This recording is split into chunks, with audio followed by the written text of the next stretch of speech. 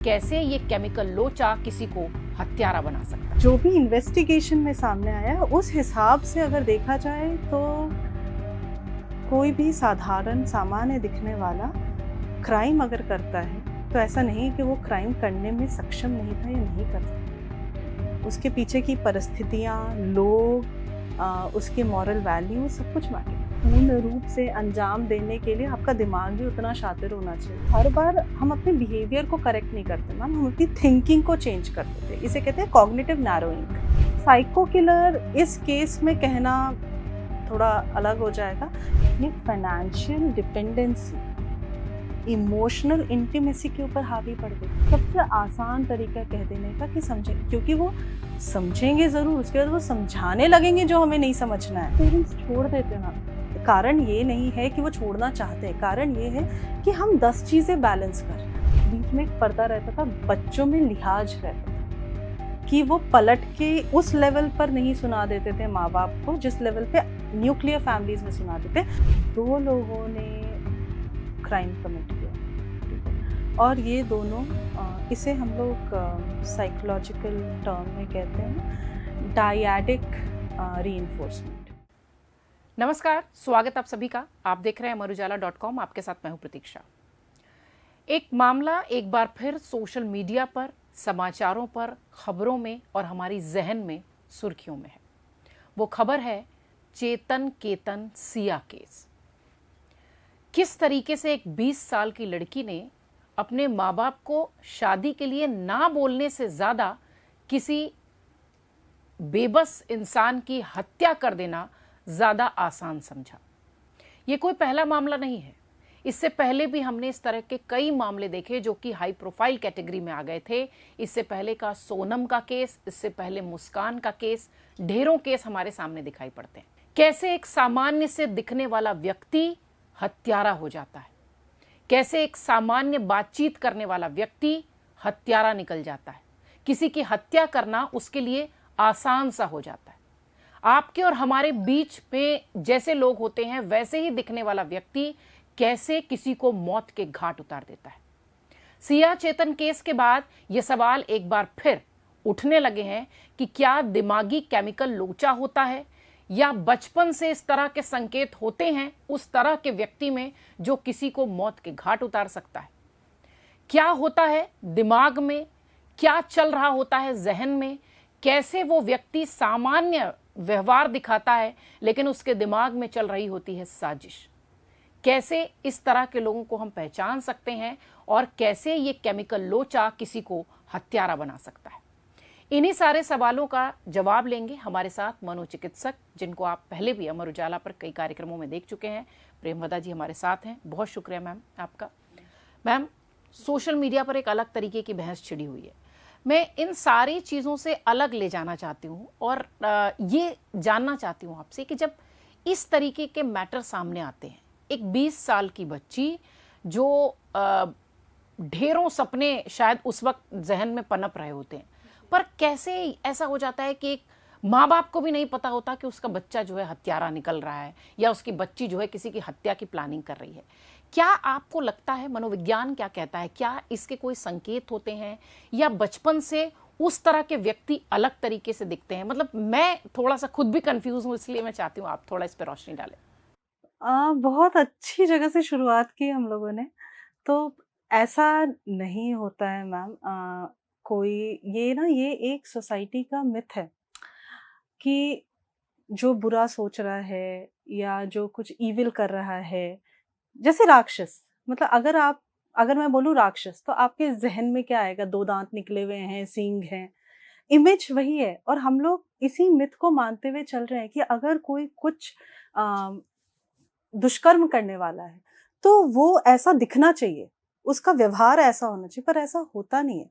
आप दिमाग में क्या सोच रहे हैं, आप किन परिस्थितियों से गुजरकर इस डिसीजन तक पहुंचे हैं, वो सब मैटर करता है, न कि आप कैसे दिख रहे हैं, कैसे बोल रहे हैं। आप कोई जिद्दी बच्चे हैं, ढीठ बच्चे हैं, या आप एक बहुत ही सामान्य ऑर्डिनरी से दिखने वाले लोग हैं। और ज्यादातर अगर आप पलट कर देखिएगा, जो बहुत ही साधारण दिखते हैं वैसे लोग जब ये क्राइम करते हैं इस तरह का कुछ, तो वो समाज के लिए ज़्यादा शॉकिंग हो जाता है। और हम उसे एक्सेप्ट नहीं कर पाते। तो पहला तो कॉन्फ्लिक्ट यही होता है कि ये ऐसी दिखती तो नहीं थी, ये ऐसे बोलती तो नहीं थी, बड़ी चंचल सी हंसने बोलने वाली छोटी सी लड़की थी, इसके दिमाग में ऐसा क्या आया, क्यों कर दिया।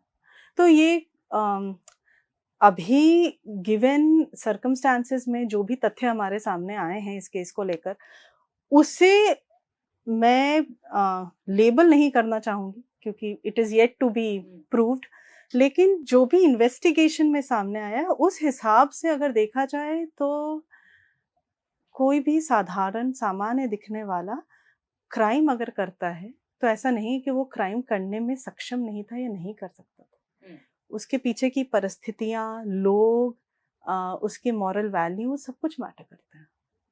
जब हम इस तरीके की बात करते हैं, आपके सामने से बहुत सारे केसेस आते होंगे जिसमें कुछ बच्चे भी जो होते हैं वो थोड़े से मतलब हिंसक या उनके एटीट्यूड में या उनके अंदर जो गुस्सा वो होता है, जब आपके पास इस तरीके के केसेस आते हैं तो क्या आपको ऐसा उस वक्त आभास हो जाता है कि हो सकता हो बड़ा होकर ये और ज़्यादा, मतलब जब उसकी एज हो, जब उसका दिमाग और परिपक्व हो तो वो अपराध की तरफ मुड़ जाएगा? ऐसा क्या बच्चों के केसेस में ऐसा होता है कि हम उन्हें पहचान सकते हैं? ऐसा कुछ, वो बच्ची जो फ्लावर लेने पर और गाना गाने पर वो अजीब सी ऐसी जो है खुश हो रही है उस लड़के को लेकर, और अगले दिन उस लड़के को पहाड़ से धक्का दे देती है और उसको उसका कोई पछतावा भी नहीं है।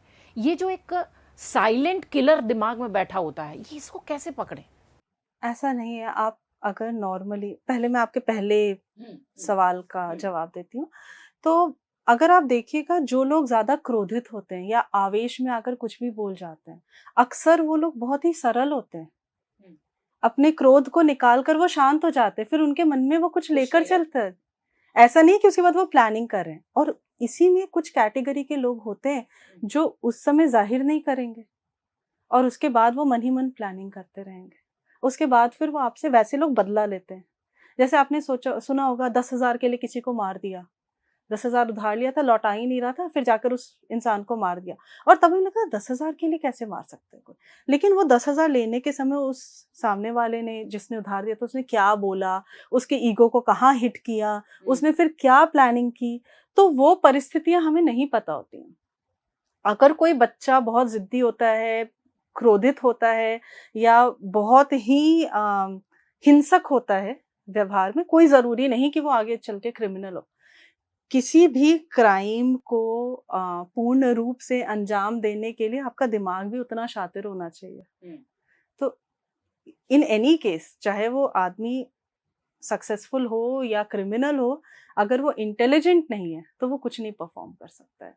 तो आपके ब्रेन का कॉग्निजेंस इस सारी चीजों में मैटर करता है। अब आते हैं सिया, केतन और चेतन के केस पर। तो बहुत बार ऐसा होता है कि हम एक सोशल इमेज कैरी करते हैं और उस इमेज को मेंटेन करने के लिए हम बहुत मेहनत करते हैं। तो हमारा जो पब्लिक फेस होता है वो अलग होता है और हमारा जो पर्सनल सेल्फ इमेज होता है वो अलग होता है। इसलिए लोगों को भी लगता है कि भाई ऐसा कैसे, जैसे आपने खुद कहा कि मैं शॉक में हूँ कि अभी तक वो बहुत ही इंजॉय कर रही थी। 24 घंटे के अंदर कैसे पूरी तस्वीर बदल गई। हाँ, तो ये जो छोटी छोटी चीजें होती हैं, जो छोटे एक्शंस होते हैं जो अनएथिकल होते हैं, वो अगर हम बार बार दोहराते जाएं तो वो हर बार हम अपने बिहेवियर को करेक्ट नहीं करते मैम, हम अपनी थिंकिंग को चेंज कर देते हैं। इसे कहते हैं कॉग्निटिव नैरोइंग। ठीक है, तो अगर जैसे बच्चे का आपने एग्जाम्पल दिया था, बच्चों की बात करें तो आज एक बच्चा आपके मुंह पर दरवाजा बंद कर रहा है, ठीक है, तो वो उस लेवल को पार कर चुका है। कल हो सकता है दरवाजा बंद करते समय वो पलट के अपनी माँ को जवाब दे दे, आप तो समझती नहीं मेरी बात को। वो सेकेंड लेवल पार कर गया।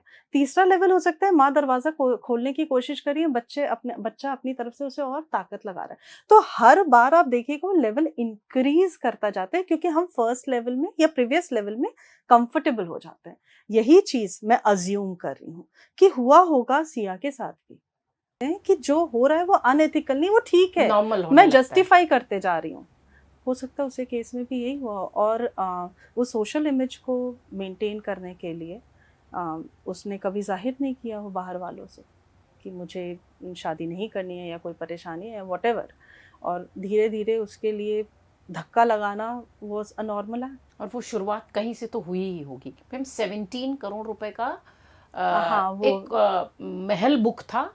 3 से 4 जो है चार्टर्ड प्लेन्स बुक किए गए थे मेहमानों के आने जाने के लिए, और ये सारी चीज़ें दोनों परिवार की सहमति से था, क्योंकि उन्हें ये दिख रहा था कि उनके बच्चे खुश हैं, क्योंकि बहुत सारे वीडियोस सोशल पे पोस्ट, वो सारी चीज़ें दिख रही तो थी। मैम आप इसका एक एंगल और ऐसे देखिए, ये फाइनेंशियल डिपेंडेंसी इमोशनल इंटीमेसी के ऊपर हावी पड़ गई।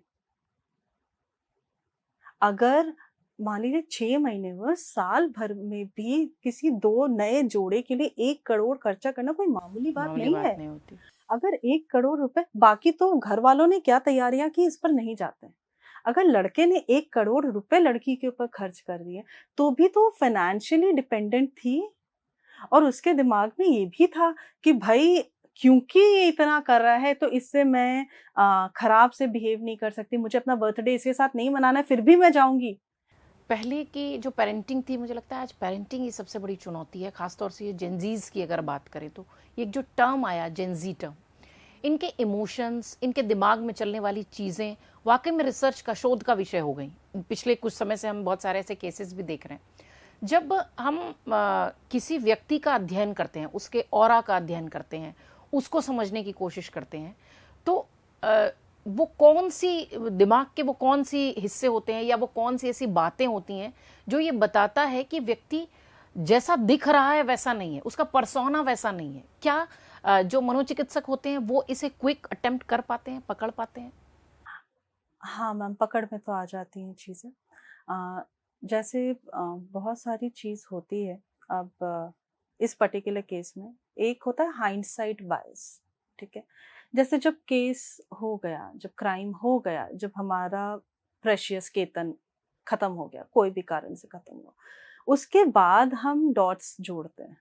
अच्छा हाँ, वो बार-बार ले जाती थी। अच्छा हाँ, वो फ़ोन पर नहीं थी। अच्छा उसका पासपोर्ट खो गया था। अच्छा उसने इतना खर्च कर, हम बाद में, उस समय हमारे आँखों के सामने चीज़ें हो रही हैं, लेकिन हम इग्नोर कर रहे हैं।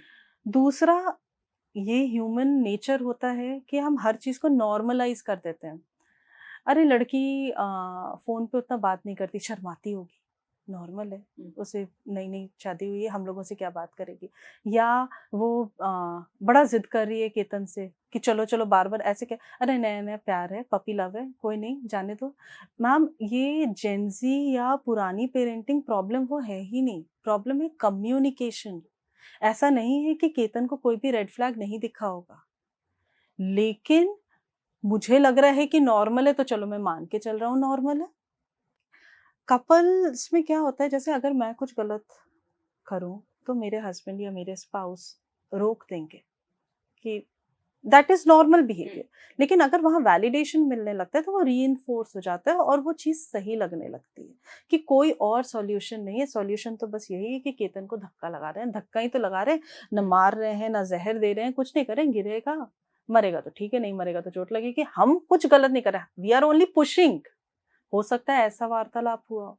जब ऐसे मामले सामने आते हैं तो एक बार फिर समाज पर भी प्रश्न उठता है कि भाई क्या वो 4 लोग, जिन 4 लोगों की बातें की जाती है कि 4 लोग क्या कहेंगे, ये 4 लोग कहने वाला कॉन्सेप्ट, तो वो तो 4 लोग अभी भी कहेंगे कि सिया के पिताजी अस्पताल में भर्ती हो गए, पुलिस में इतनी बातें हो गई, मीडिया ट्रायल शुरू हो गया, ढेरों खबरें बनने लगी, तो वो 4 लोग तो अभी भी कहेंगे। क्या हम अपने परिवारों से इस तरीके का मैसेज अपने बच्चों को या आने वाली पीढ़ियों को दे सकते हैं कि भाई ठीक है, वो 4 लोग कुछ भी कहेंगे, तुम सही करना? ये वाली चीज़ें जो है हम कैसे डेवलप कर पाएंगे मैम? क्योंकि थोड़ा सोल्यूशन पर भी बात करनी होगी, वरना ये एक सिया और 2 महीने बाद एक और सिया आएगी, फिर हम सवाल उठाएंगे, फिर एक कोई और चेतन मारा जाएगा, फिर हम सवाल उठाएंगे। तो मतलब थोड़ा सा फैमिलीज में इसको किस तरीके से मैनेज किया जाए, मैं चाहती हूँ थोड़ा इस पर भी रोशनी डालें आप। एक तो हर फैमिली में एक बाउंड्री सेटिंग होनी चाहिए कि इस लेवल के बाद आपकी आवाज़ ऊँची नहीं होनी चाहिए। आपके आपकी वोकैब्युलरी फ़िल्टर्ड यूज़ होनी चाहिए। क्योंकि मैंने देखा है, जिस परिवेश में हम लोग रहते हैं, वहाँ 5th-6th स्टैंडर्ड से गालियाँ बहुत नॉर्मल हैं। मतलब बच्चे फ़ोर्सफुली गालियाँ सीखते हैं क्योंकि उन्हें ग्रुप से आउटकास्ट कर दिया जाता है। अरे! ये तो टीचर्स पेट है, ममाज़ बॉय है, डैडीज़ डॉटर है, तो गालियाँ नहीं देती, गालियाँ नहीं देता, मतलब लड़की हो या लड़का, बहुत नॉर्मल। तो उस फ़िल्टर को हमें घर में लाना होगा। हमें बच्चों से कम्युनिकेट करना होगा, और वो कम्युनिकेशन लेक्चर नहीं होता है। हर समय अगर बच्चा जब हमारे पास कुछ पूछने के लिए आ रहा है, कोई ज़रूरी नहीं कि हम उसे सॉल्व करके दें।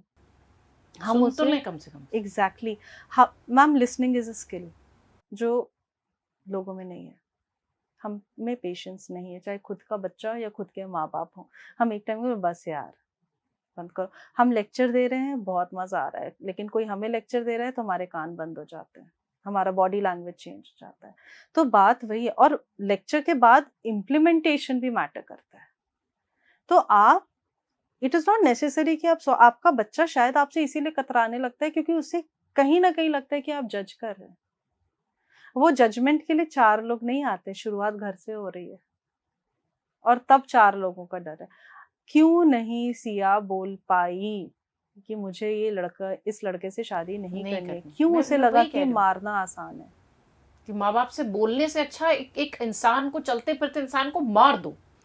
एक चीज़ जो इस केस में भी दिखी है और ज़्यादातर केसेस में दिखती है, ये जो क्राइम सीरीज़ होती है, ये जो क्राइम थ्रिलर्स होते हैं जो इस तरीके से आते हैं, वो क्या वाकई में दिमाग पर इतना इफ़ेक्ट डालते हैं, इतना दिमाग को प्रभावित करते हैं कि क्राइम सीरीज़ देखकर कोई 19-20 साल का बच्चा या बच्ची ये बोले कि हाँ ये मैं भी कर सकता हूँ। आजकल ये चीज़ें बहुत नॉर्मल सी हो गई हैं, ढेरों वेब सीरीज़ ऐसी आती हैं, बहुत सारे प्लेटफॉर्म्स हैं जहाँ पर आप जो है ये सब चीज़ें देख पाते हैं। क्या उतना दिमाग पर असर करता है, वो हैमर की तरह काम करता है कि हाँ भाई मैं भी ये कर सकता हूँ, मैं भी ये कर सकता हूँ टाइप? अगर आप चकदे देखकर मोटिवेट होकर हॉकी स्टिक उठा सकते हैं, तो आप ओटीटी प्लेटफ़ॉर्म पर कोई क्राइम थ्रिलर देख के चाकू नहीं चाकू भी उठा। उठा सकते हैं। इट इज़ वेरी नॉर्मल, ये दिमाग ही है। आपका दिमाग वही प्रोसेस करेगा जो आप रजिस्टर करिएगा या जिसकी आपको रिक्वायरमेंट होगी। 12th फेल देखा मैंने, बड़ा मोटिवेशनल था। मैंने अपने बच्चों को देखा, देखो कितनी बार यूपीएससी अटेम्प्ट करके आईएएस बन गए। अच्छा, तो मैं चाहती हूँ कि मेरे बच्चे वही लेसन लें जो मैंने लेसन लिया है, ठीक है? या जो मैंने कहा। हाँ, अब मुझे क्या पता कि बच्चों ने वो लेसन नहीं लिया, बच्चों ने ये लेसन लिया कि चुटकी बना के स्कूल जा सकते हैं। मैंने तो अपनी तरफ से वही highlight. Ma'am you do not know आपका दिमाग क्या रजिस्टर कर रहा है। कोई भी चीज़ दिमाग में रजिस्टर हो जाती है, अब आप उसका कंपार्टमेंटलाइज़ेशन कैसे करते हैं? किस ज़रूरत के टाइम आप कौन-सी पर्ची खोलते हैं, ये तो आपका दिमाग बताएगा, और ये किसी के लिए भी आइडेंटिफ़ाई कर पाना मुश्किल है। एक चीज़ मैंने और महसूस की मैम, मैं चाहती हूँ कि आप बतौर साइकेट्रिस्ट ये चीज़ क्लियर करें। पहले के समय में जो गुस्सा होता था या जो किसी से नाराज़गी होती थी तो वो मारपीट तक होती थी। मतलब पता नहीं, ये मैंने महसूस किया, या हो सकता हो उस तरीके का ही बदलाव समाज उस हिसाब से बदल रहा हो।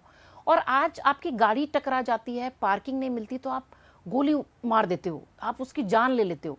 पहले फिल्मों में भी दिखता था कि पहले जो गुंडों की भी अपनी लड़ाई होती थी, वो उनके इलाके में जा रहे हैं तो मार पीट कर चले आते थे। आज जिम के बाहर लड़का खड़ा है, हाल ही में हमने देखा गुड़गांव का एक केस आया, किसी बात को लेकर विवाद हुआ था और वो जिम के बाहर लड़का खड़ा है और वो उसे गोली मार कर आ जाता है, और बहुत सामान्य तरीके से गोली मारता है और अपनी बाइक पर बैठता है और उसके बाद निकल जाता है।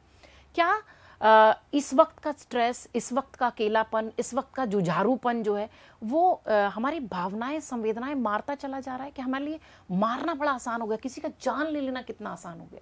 मैम एम्पैथी डिस्कनेक्शन, एम्पैथी ही खत्म हो जा रही है, वो है ही नहीं। मतलब मैं अगर कोई मुझसे बदतमीजी कर रहा है तो मेरी नाराजगी इस लेवल पे है कि मुझे कोई संवेदना नहीं बची, ठीक है? और उस आक्रोश में, क्योंकि मेरे पास वो टूल्स या वेपन अवेलेबल है, तो मैं उसे यूज करती हूँ। रखा किस लिए? या तो लाइसेंस्ड है या इल्लीगल है, जैसे भी है मेरे पास है, मैंने तो इसी पर्पस के लिए रखा है ना। सवाल तो नहीं, ये तो भी ऐसा माइंडसेट जो बढ़ता जा रहा है, आप उसका रीजन क्या देखते हैं, वजह क्या देखती हैं?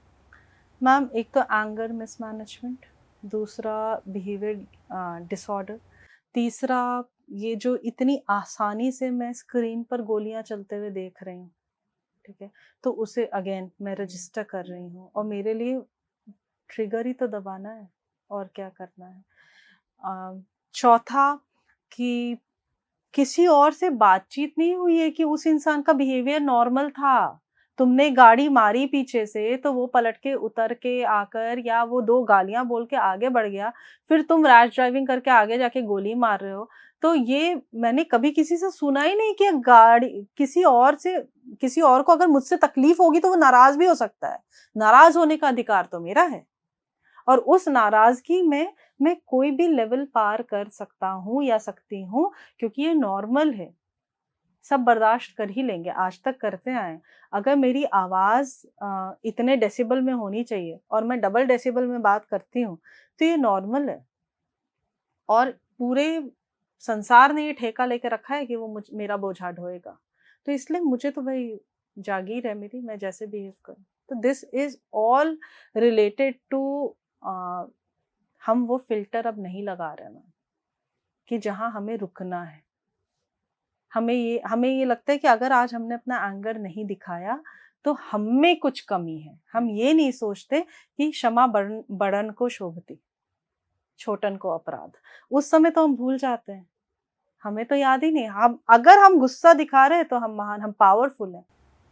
That is. और अगर हमारे घर में बच्चे हैं तो वो वही देख रहे हैं, तो उन्हें लगता है यही सबसे सही है। मैम, तो अगर आप ये देखें तो पेरेंट्स, आप बच्चे को तब तक कंट्रोल कर पाते हैं जब तक आप उससे ज्यादा पावरफुल हैं। जिस दिन बच्चा पलट के बोलने लगता है उस दिन आपका ईगो हर्ट होता है, आपको नाराजगी नहीं होती है। हाय राम, ऐसा कैसे बोल दिया, क्या मैंने यही सिखाया था? आपने यही सिखाया था। और फिर आप वो करते हो जो आपने कहा कि आप अपने से एकदम से कट जाओगे कि मैं टोकूंगा ही नहीं, हाँ, मैं बोलूंगा और ही उसके नहीं। बाद फिर वो और बढ़ेगा, क्योंकि अगेन वो अनएथिकल स्टेप्स जो होते हैं वो छोटे छोटे होकर फिर एक ही बार ऐसा कुछ सामने आता है। चलिए, इस तरीके के मामले भविष्य में ना हो, उम्मीद तो ऐसी ही करते हैं। लेकिन ये कोई केमिकल लोचा दिमाग का नहीं होता, ये शांत और बहुत ही धीरे धीरे बढ़ने वाला ये व्यवहार होता है जो कि किसी को मौत के घाट उतारने के बावजूद भी उसे नॉर्मल समझता है। जैसा कि मैम भी कह रही थी कि सिया ने भी यही सोचा कि धक्का ही तो दे रहे हैं, ऐसा क्या कर रहे हैं। तो इस तरीके की चीज़ें जब व्यक्ति के दिमाग में बैठने लगती हैं तो निश्चित तौर पर ये बहुत बड़ा गलत संकेत होता है। और ईश्वर ऐसे सब लोगों को बचाए जिनके दिमाग में इस तरीके का केमिकल लोचा होता है। मैम, हम तो यही प्रार्थना कर सकते हैं। पर हाँ, जब इस तरीके के मामले आते हैं तो वाकई में वो सोचने को मजबूर कर देते हैं। और जैसा कि मैम ने भी कहा कि इसको हमें अपने घरों में ही अपने बच्चों पर नज़र रख के रोकना होगा। संवाद, कम्युनिकेशन, कन्वर्सेशन, यही इस तरीके की घटनाओं को रोकने का सबसे प्रबल और मुख्य उपाय है। बहुत शुक्रिया मैम हमसे बातचीत करने के लिए। आप सबका भी बहुत धन्यवाद। अगर आप ये वीडियो YouTube पर देख रहे हैं तो हमारे चैनल को सब्सक्राइब कर बेल आइकन दबाएं, और Facebook पर देख रहे हैं तो हमारे पेज को लाइक करें।